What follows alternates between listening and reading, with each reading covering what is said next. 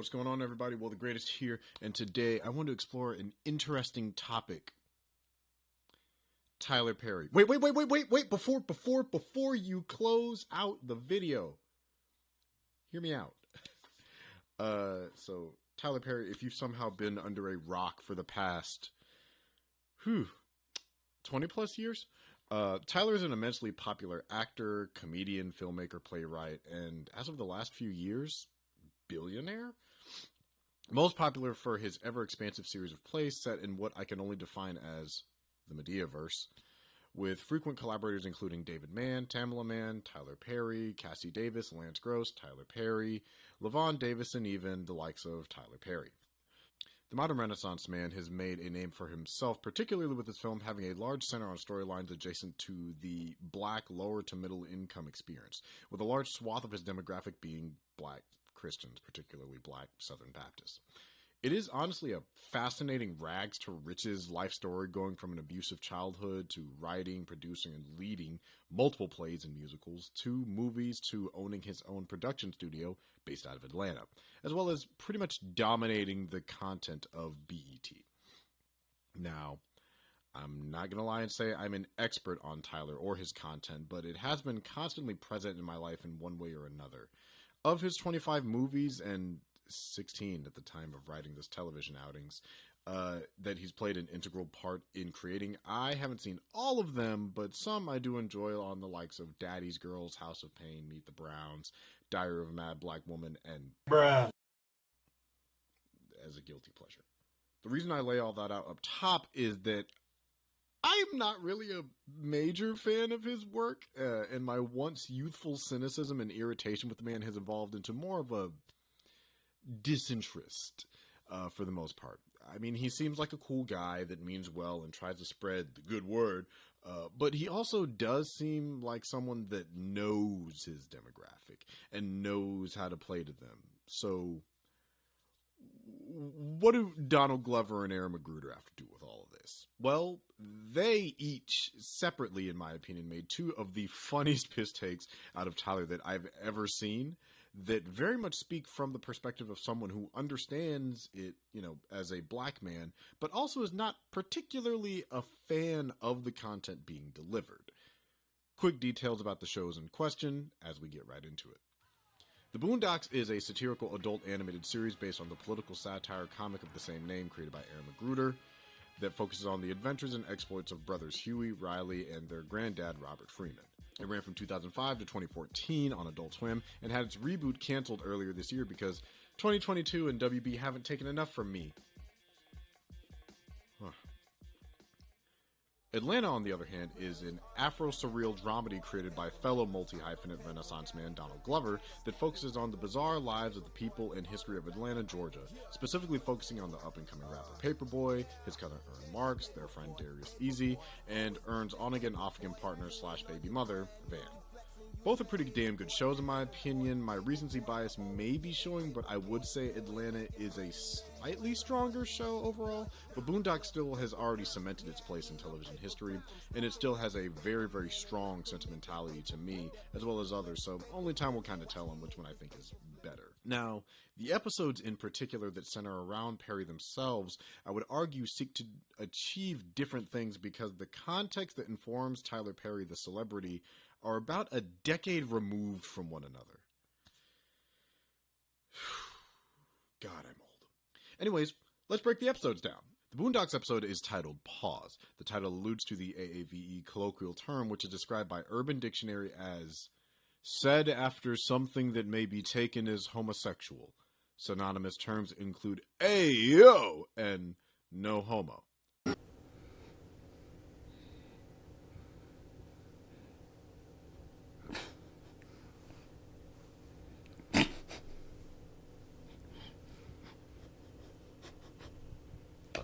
Pause. I don't personally use the phrase, but go off, I guess. The episode was directed by Sung Hoon Kim, who has a phenomenal art style, and if you recognize it, you can tell throughout the episode that he was the director. And it was written by, well, look at that, Aaron McGruder, and Rodney Barnes, who also has an extensive backlog including My Wife and Kids, Everybody Hates Chris, and Legends of Chamberlain Heights. Huh. The episode starts with the Freeman family watching a Winston Jerome musical. Subtle. You know, apparently Aaron actually wanted to be way more direct, but the network intervened. So the play itself in this sequence is actually a parody of Tyler Perry's stage plays, with the very loud, rambunctious parody of Medea on full display, threatening violence, being abrasive to men, while also being a strong black woman who is tender to the interests and pursuits of other black women. Hello. Even got that talking rhythm down, huh? Hello. Well, we pull back to see Granddad is doing research to be in one of Winston's upcoming plays that's being staged, and that he actually auditioned for famous black roles from In the Heat of the Night, Enter the Dragon, and the Rocky III movie. Sadly, he sucks at acting, so, you know, he didn't get it. Listen, let me say something to you as a friend. You suck. Granddad, in his pride, makes a statement that, well, reflects the title. Pause. Pause? Pause what?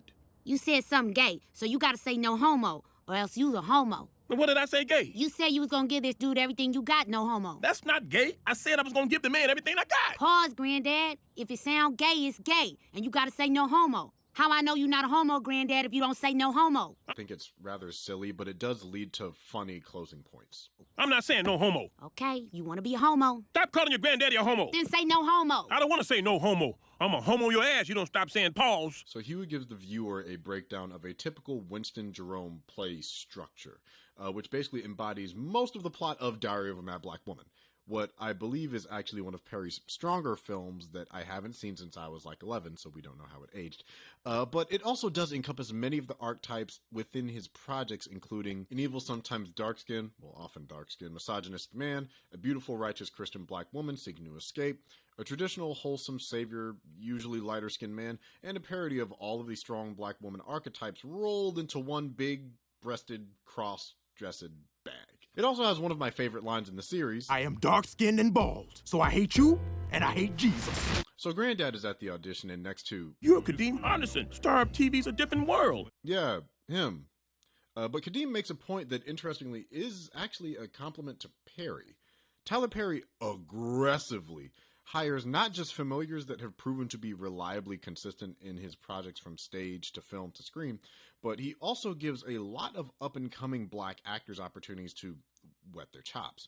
For all the critiques of his work ethic, I highly respect his push to extend opportunities to those who are about the craft of acting itself.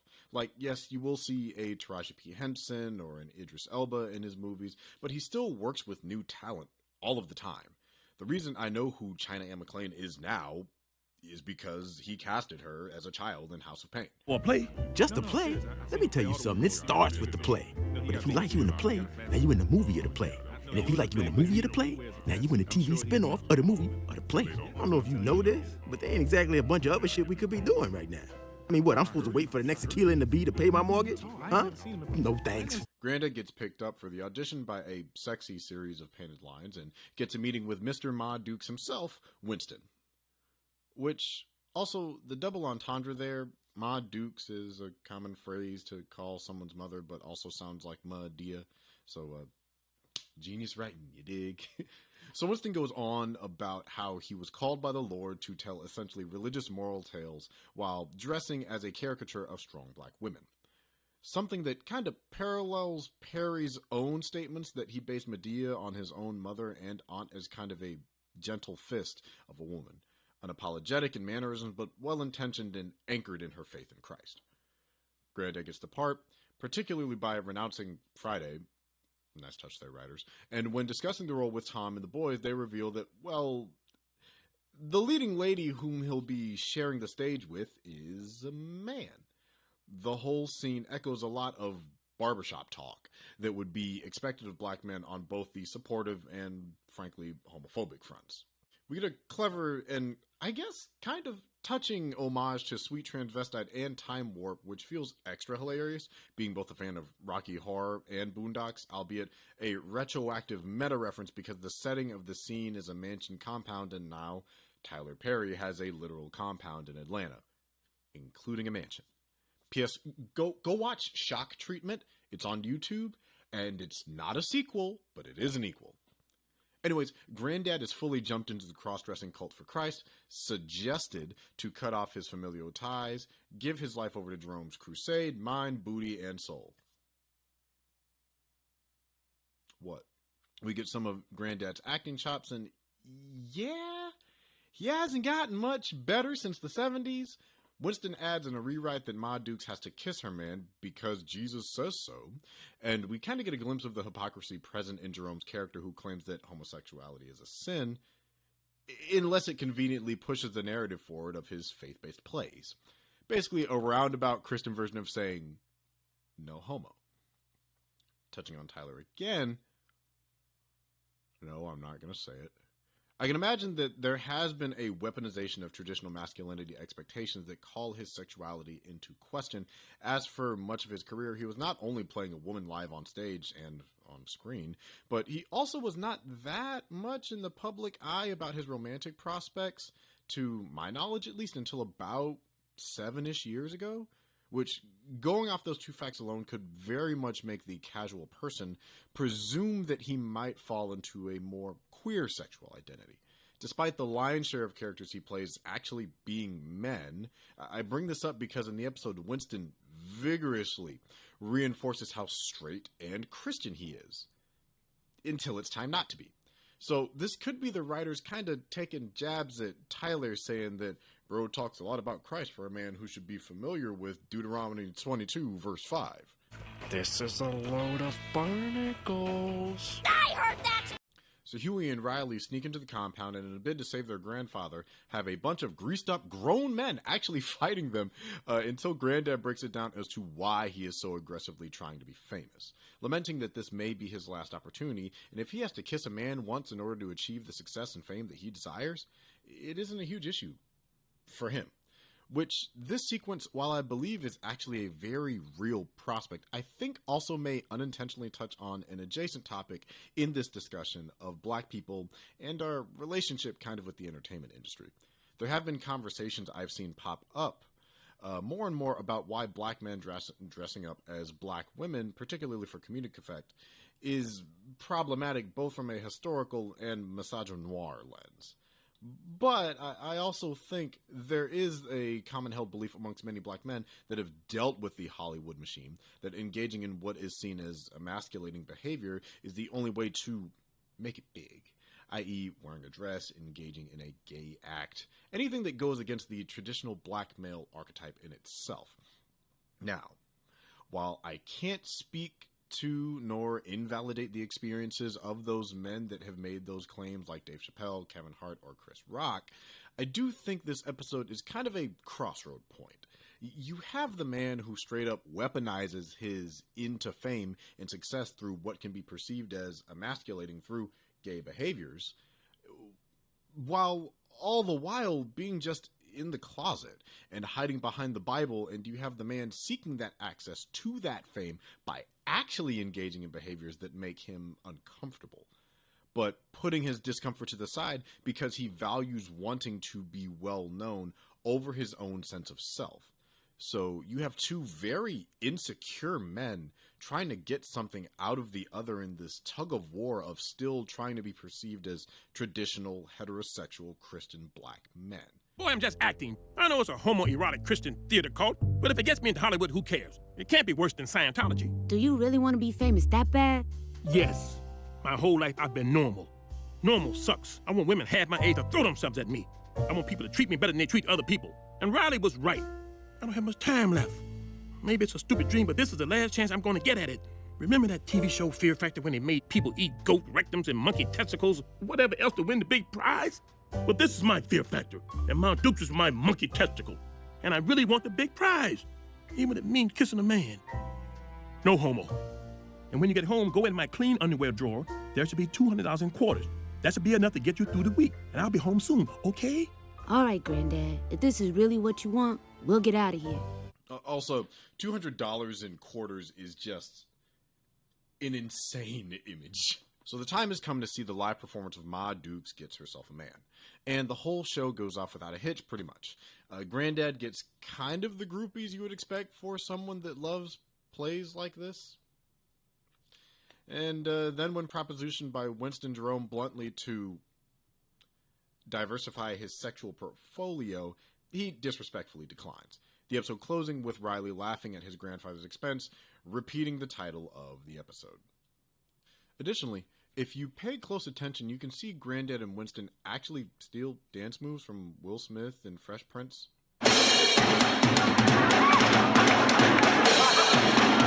The animators never shy away from their influences. I really actually love that as a minor note about the show. The episode really kind of hammers in what could be seen as a bigger message of Christian indoctrination, especially within black communities, as potentially a lot more mischievous and malicious than they let on. I mean, while yes, Tyler Perry has a vibranium bear trap grip on his properties, the Winston Jerome character does act also as a lampooning of a stereotypical black priest who is loud yet charming, inviting yet deceptive, and a master of being able to move and maintain an audience. To the extreme that his cast will do whatever he says, and in some church communities, that is the case where the pastor of the church, because of his social rank and adjacency to spiritual hierarchy, does have a high position of power and influence in social circles. And if the wrong person gets that access, there is potential for an abuse of that power. I'm not saying that this is all or even most black pastors, let alone pastors in general, but it also isn't much of a secret in the circles where it does happen. Overall, I still find it to be funny as hell, but the commentaries on Perry himself at the time, I believe, come from the perspective of someone clearly annoyed with the type of content and demographic his fan base is built off of, as well as trying to make subtle jabs at black homophobia and how it perpetuates itself within black men in particular, as well as the lengths people will go to achieve celebrity and what motivates those decisions. For Granddad, it was for attention and a sense of superiority. For Winston, it was just to get himself some man butt. Onto Atlanta. The episode is from season 4, episode 5, titled Work Ethic, and takes its name from a video Tyler Perry posted a little over 2 years ago showcasing, well, I'll just show it. So I don't know if you know this, but all shows on television have a writer's room, and most of the time there are 10 people, 12, whatever, that write all these television shows, right? Well, I have no writer's room. Nobody writes any of my work. I write it all. Why am I telling you this? I wrote all of these scripts by myself in 2019. What's my point? Work ethic! This is simultaneously inspiring and horrifying. On the one hand, the amount of time, dedication, and imagination required to complete an episode script with a team is a process all on its own, but in the span of a year, for him to crank out that much content is comparable to Casey Neistat in his prime. It is also nightmarish because it implies he basically just does not stop creating, which means sooner rather than later, the quality of the work will suffer, and with him being essentially the green light over all of his content, whatever he says goes. There probably aren't a lot of people reviewing these scripts, if any, so whatever he wants to do, he just kind of does it. I'm not saying Tyler needs oversight, but even most movies and TV shows have multiple drafts before they get remotely close to filming. Hell, a project I'm working on now is on draft 3, and I got asked to look at it for more potential changes. And I'm in the cast. Anyways, the episode is directed by Donald Glover, to no one's surprise, and written by Janine Neighbors, a playwright who has also contributed to shows like Girlfriend's Guide to Divorce, Lifetime's Unreal, HBO's Watchmen, and she also penned the season 3 episode Sinterklaas is Coming to Town. The episode opens as Van and her daughter Lottie are heading to a yet undisclosed location, set against Anita Baker's Sweet Love. En route, they see a billboard for a woman named Shania Reed seeking to be in the next Mr. Chocolate production. They get to the compound where Van is checked in by security as we get the intro set to Janelle Monáe's I Like That. We find out we're on the studio grounds for Kirkwood Chocolate, who has a very FUBU mentality to his production. Hello, y'all, and welcome to Kirkwood Chocolate's one and only Chocolate Land, a studio for the culture and what? By the culture, that's right. Atlanta is an interesting show because with it being surreal in nature, you're always on the lookout for what and why choices were made throughout each episode's runtime. For example, the name Chocolate Land and Mr. Chocolate on the one hand reference Atlanta being known as Chocolate City, the chocolate capital of the world, but also in seeing what the writers said about Mr. Chocolate representing multiple black creators as we explore through the episode. It may also be an indirect reference to Shondaland, the production studio of television queenpin Shonda Rhimes. Van appears to be there for acting as a walk-on, one-off character, a day player essentially for a Mr. Chocolate production, when she's approached by another stranger present who wants to get to know her. In what many women, I'm sure, can relate to, she lies about her name as not to invite further attention, which is swiftly undone the next second as she's called in for hair and makeup by her actual name. We get introduced to Shamik briefly before actually getting a glimpse at what I can only describe as House of Meet Thy Neighbor Pains, featuring a Tyler Perry modern staple, weird outfits, and not great hair. Don't get me wrong, Zazie Beetz makes this mad TV ensemble look like Fenty Beauty of the Week, but damn. The scene of the episode plays out as a dark-skinned and bald man angrily enters the scene. Subtle commentary. The scene is interrupted by the disembodied, barely understandable, authoritative voice of Mr. Chocolate as he directs from beyond the veil. Then, the scene is halted again as Lottie interrupts.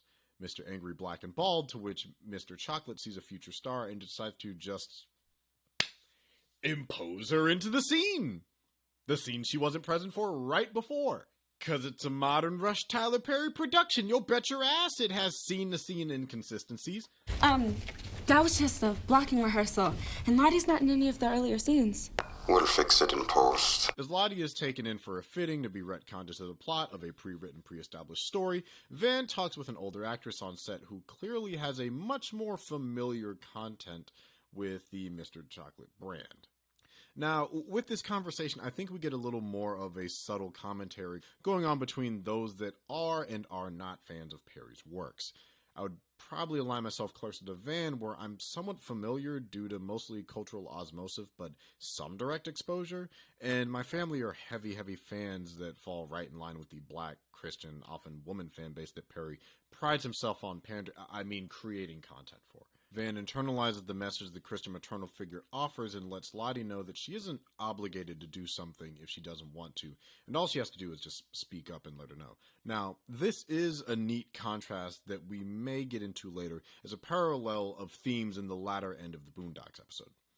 So Van and Lottie go back to the slightly remixed set, the scene plays out, and we get an interesting conversation from the mother who was recording a TikTok of her daughter earlier in the episode. We see the crumbs of Van's growing hesitation to let Lottie become an actor in this particular setting, while the other mom invites an opportunity for the two to form a creative alliance of sorts. She's good. Thank you. Honestly, we need to stick together. Mr. Chocolate likes your daughter, probably writing a kid show for her right now. Maybe my daughter could be the best friend who's good at computers. Colorism. It's colorism. It's about colorism. Do you get it? Did you get it's about colorism? No, but really, I think it is an interesting touch that even in the for us bias-centric space, there's still room for discrimination based off of which child is the right type. Then Lottie disappears as apparently she got jumped from a day player to a season regular, damn near. In the pursuit, Shamik returns to offer Van direction to the Tommy Lister Memorial Stage. Nice touch. Van gets informed that Lottie may now be over on the John Witherspoon stage. The director, who is also a star in another production, tries to help Van, find her way after some pressure is more so applied by the very concerned mother. The conversation then ensues is one that even I have lightly touched upon on my channel regarding black mediocrity in the film and TV world. My grandma watches HIV drama, Love After Diagnosis, sometimes after church. I love his rap musical about the black law professor that kills all her white students. Yeah. That show was lit. Yeah, but it's not good. I don't know. He won like 30 NAACP awards and a bunch of BET ones. Yeah. Yeah, so black awards. So only the white ones matter to you? You know what I mean. So what Van posits and by extension the team of Atlanta, is a question of who determines the quality and metrics of what makes something good in the entertainment landscape. There's a lot of films and TV that would fall under what I would categorize, and many others, as black famous. Take, for example, a lot of the movies that I've reviewed in the modern Black 51 series. Link in the bio. Which designates that the majority of those that make up its popularity or appreciation are black viewers. Keke Palmer, despite being one of the few, if not the only celebrity to have had major projects with both Disney and Nickelodeon, I still would probably categorize as black famous, even with her 20 years of industry experience and fantastic acting range. Compare her to a Zendaya, someone who is also immensely talented but has skyrocketed to an arguably much more mainstream attention than Keke has. Now, this isn't to say who's better or what projects have more value in the entertainment landscape, but it is determining if the metrics we've used to determine that quality discount potential options merely because we may not have that cultural connection to some extent. Now, tying this into Tyler Perry, he makes immensely popular black famous productions. Many, if not all of which, either win awards from primarily black or black-centric award shows or the Razzies. So, to the outsider of his fan base, Tyler seems to be just a bad filmmaker with a hellish, almost egotistical work ethic. Work ethic! But to those who are fans and involved in the productions, he's a strong inspiration who employs a lot of black talent in various roles and curates opportunities for further unheard voices to have opportunities to play people that are much more diverse in characterization than what the mainstream may offer. And to an extent, both are kind of correct. Getting back to the episode, we find Lottie on set of some mashup between Precious and Antoine Fisher, confronting her mother in a legitimately well-acted scene broken up by... This cartoon's good as hell! Before being shuffled off to another set. In the silence, Van confronts the omniscient speaker box demanding Lottie be returned, to which she gets a concise... No. So being a single black mother hell-bent on seeing her child be safely in her arms again... which sounds eerily familiar. She storms the premises of damn.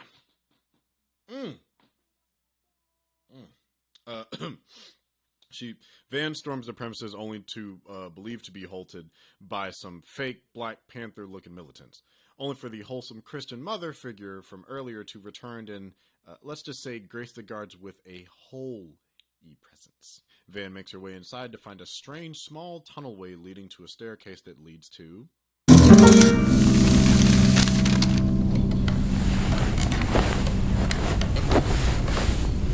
Oh, hello. Arguably, without hyperbole, one of Donald Glover's best performances, not only in the show, but potentially in his career. Let him cook! Let him cook now!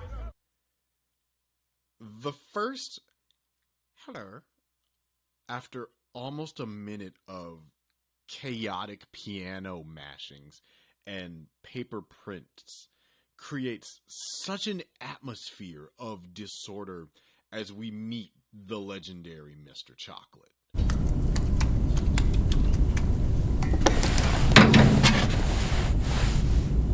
Would you like a grit? The idea of what Chocolate Land represents is kind of a beautiful mess.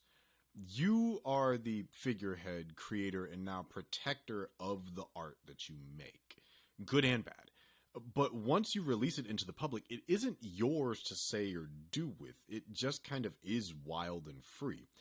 Tyler, in the creation of his production compound that he uses for his own projects, has made an incredibly impressive bomb with its massive 300-acre size and multiple stages that have been used on higher budget shoots like Black Panther 2 and the 2020 presidential debate.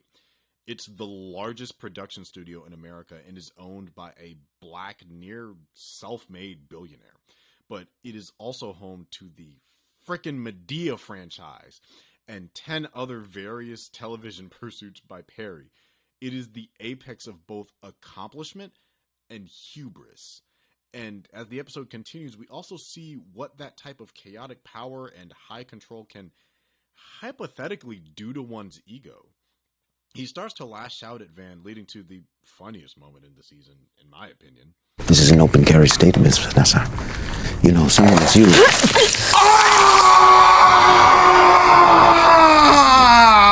I'm fine. Grits don't work on me. And Van, representing that non-fan perspective, fires back at this mad black titan. Shouts to Jay Washington. Which I think ties into my points earlier about quality and relatability. Mr. Chocolate and by association Tyler make content that is probably not relatable to those outside of his focused target demographic. But that's another element that I really like about this dialogue here, because Mr. Chocolate points out the hypocrisy in Van herself, presenting that her sanctimonious opinion of the content that she was working on while seeing as beneath her is not that far off from her own reality that she lives. Single mother who can't afford to feed your daughter. Phaedra's your hip girlfriend. You have a formerly incarcerated light-skinned love interest. A Christian gun-toting grandmother. And let me guess, you have a dark-skinned baby daddy. He's brown-skinned. And again, just because you may not know yourself or see yourself in the media created doesn't mean there aren't people close to you that do, or those that can easily point it out to you. Do I know anyone who's a single mother eating a crack sandwich with matted hair? Not particularly, but I do know black Christian single mothers, and I know black people struggling with addiction. So there are people out there that may be seen by some of these more unbelievable or bad narratives. And with Lottie back in the picture, let's loop back around to that point about the Boondocks and what I wanted to discuss about Van earlier. While Van is the lens through which the audience sees the episode, it is stealthily all about Lottie. Throughout the episode, she rapidly makes a positive impact on everyone, leading her to skyrocketing from a day player to a proposition for 6 seasons of a children's show. Van, through her adult cynicism and disinterest in the work as just a gig for cash, sees it all as just something quick and easy. But Lottie, she actually enjoys and embraces and is good at it. Like, you know, where this parallels Boondocks is a conversation of motivators for fame. Granddad wants to be famous for how people will see and treat him. Lottie is seen and treated better for her artistic skill that she has and that she actually enjoys doing. And the whole time, Van is really uncomfortable with that. So rather than confront the fact that, dear, my child may have a bright, amazing future in this, wants to do it, and is good at it, I won't give her that chance, because all of this I feel is beneath me, and just as so, beneath her. Leading to Van pulling Lottie out, kicking and screaming, because she doesn't respect what Chocolate City is and what it really means to people like the cast and crew that she ran into throughout the episode. Mr. Chocolate states in the scene that he isn't an artist, but a philanthropist, a term which is defined as a person who seeks to promote the welfare of others, especially by the generous donation of money to good causes. And he's right. Does he run an absolutely insane production company? Yeah, undoubtedly. But is it also probably not great that he uses a Keanu and is the sole writer on all of his ongoing projects? Hell yeah. But he's also creating shows and movies that offer a wider range of representation, multiple work opportunities, and maintains a hard and heavy foothold in being aggressively pro-black with the talent that he hires. So Van has to ask herself, do I value my opinion of the art over the intent of why the art was created? And the question is too heavy, so it's easier just not to engage with it. Also, he did kind of kidnap her daughter, so there's that too. She can't be not 18 forever. Yeah, Tyler does have an eye for young talent. Like really young. Makes you think. Transition. Yeah, sorry for the sacrifice in quality all of a sudden, but what I was using, the phone, decided to die right before, I finished. I was on the last page. So let's just finish the rest of it, because I literally had a page left in this script, and I want to get this done so I can go to sleep properly. So as I was saying, the episode ends with Van and Lottie returning home, and Van apologizing for how things went down, and how she's worried about Lottie being able to make a mature, informed decision, particularly about who she would be. Her image and what that means to her when she's much older and a little bit more lived in terms of her experience as a person. Which, to an extent, is a valid point, especially from a parent not wanting their child to be abused by a very demanding industry like acting is, similar to how she was in the episode. Lottie gives, unfortunately, a very dispassionate hug, and Van sighs with the revelation that she could have had a very different kind of mac and cheese sound to end her day. Now, this episode, as I think about it, I feel is actually much, much kinder as a take to Perry, his legacy and what that represents. While Boondocks was a lot more mean-spirited and comedic, this was a much more weird but somewhat aware take. It made him out to be a man who may be eccentric in a lot of ways, but ultimately somewhat altruistic in terms of his reasoning and justification as to why. Like, yeah, he's a little bit of a control freak and still very much has a cultish air to him, but the domain that Mr. Chocolate holds does ultimately seem like one that he wants to make and use as a platform and opportunity to tell more stories, to get more black people paid, as opposed to Winston, who just kind of wanted to have sex with men. Boondocks takes an approach from the black person who is very much annoyed by the presence of Perry's popularity and the kind of cultish nature of how that fan base is seen, while Atlanta is that person who's a little bit older and more matured and realized, and he's probably just not really for me, but deep down still holds a little bit of that resentment towards his creations and that popularity, and especially how he has a foothold onto the community and has only grown to a significantly larger and much less ignorable magnitude. He's not just the dude that wears a fat suit and dresses and bops around on stage. He's a billionaire with the largest production studio in the country and 12 sound stages named after some of the most famous black figures in the history of television and film. I don't think there's a winner of which is better per se, but I think there are a lot of fun conversations about what each seeks to do and say about the man and where his career was in 2009 versus 2022. Also, huge shout outs to Affion Crockett as he provided the voice of Winston Jerome in Boondocks, and Austin L. Fisher, who did a phenomenal job throughout Atlanta's run as Lottie. So that's the video. I want to know your thoughts.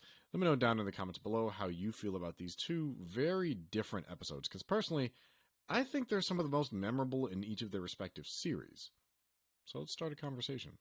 Don't forget to like the video, subscribe to my channel, and hit that bell to be notified when I drop new content. And if you want longer content, you can check out my podcast, The Ace Podcast, where we talk everything art, culture, and entertainment, specifically pop culture entertainment, everywhere podcasts are available, as well as right here on this YouTube channel. With all that being said, I'm Will the Greatest, and be great to one another. See you in the next one.